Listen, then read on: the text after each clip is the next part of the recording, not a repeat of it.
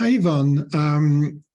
I wanted to ask you what PBBT offers or can do for therapists. Okay, I think PBBT does two things for therapists.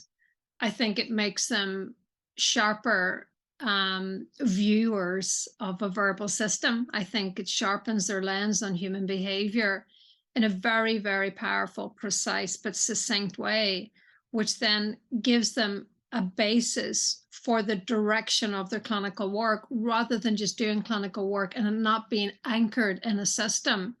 It does that as clinicians. I also, in my experience, believes that the way PBBT is set up, it allows clinicians to focus on the extent to which they can and wish to be in the room, psychologically speaking here and now, as themselves, as well as being a therapist.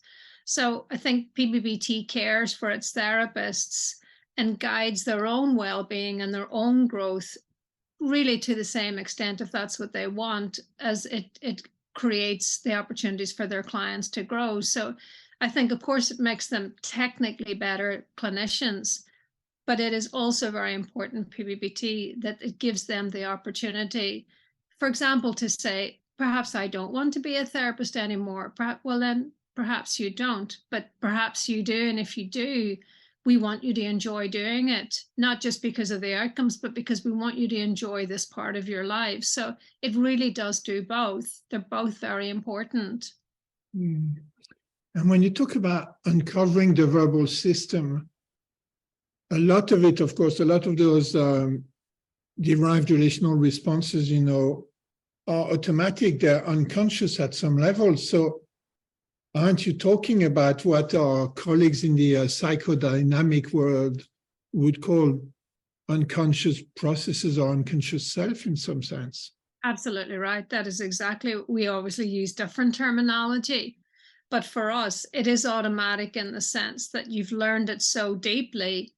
I mean, I could ask you, where did you learn 1, 2, 3, and you can't remember. It's exactly the same as that. It is profoundly unconscious, deep beyond the access of awareness. And part of your job in PBBT, as in other therapies, of course, is to bring it to your awareness and your attention that you are responding to yourself with a certain meaning. And of course, there isn't just the awareness training, there's the change after that. But I absolutely agree with that for you, totally. Because it basically drives your thoughts, emotions, the way you conceive of your personal history, your actions, and also your relations to other people, right? It drives everything, the meanings with which you have come to identify yourself. They drive every hair on your head as far as PBBT and RFT is concerned. So they completely are in control. And even when you think you're in control, that's just the way the system works. So it drives everything. And it's shocking to clients and to people in training in PBBT just how much that meaning and identity does drive their smallest to the largest actions. And it is genuinely a shock for people to see that they are disempowered by the system. So would you say that potentially it brings those very precise concepts out of the lab and gives it to clinicians who could come from all approaches, really, and now get more, precision, clarity as to direction, how to go after, and maybe even how to better use the tools they already have? Exactly.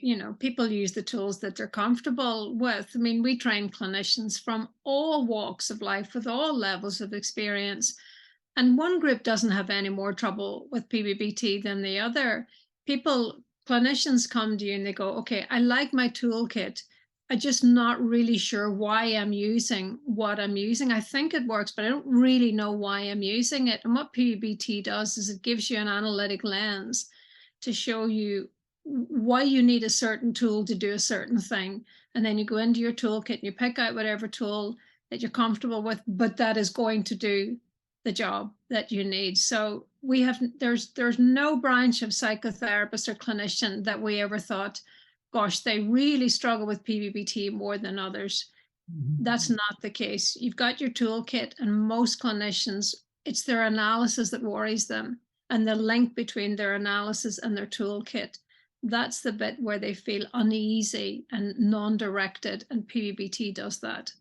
Yeah.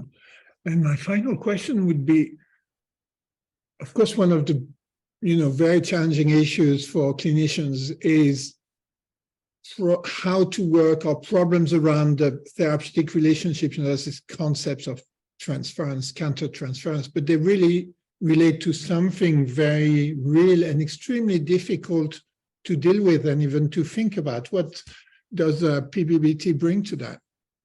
I think PBBT is actually very unique on that front, because one of the big pillars inside PBBT is the relating between self and others. And the therapeutic relationship naturally gets caught in that trap from the first moment they sit down on your chair.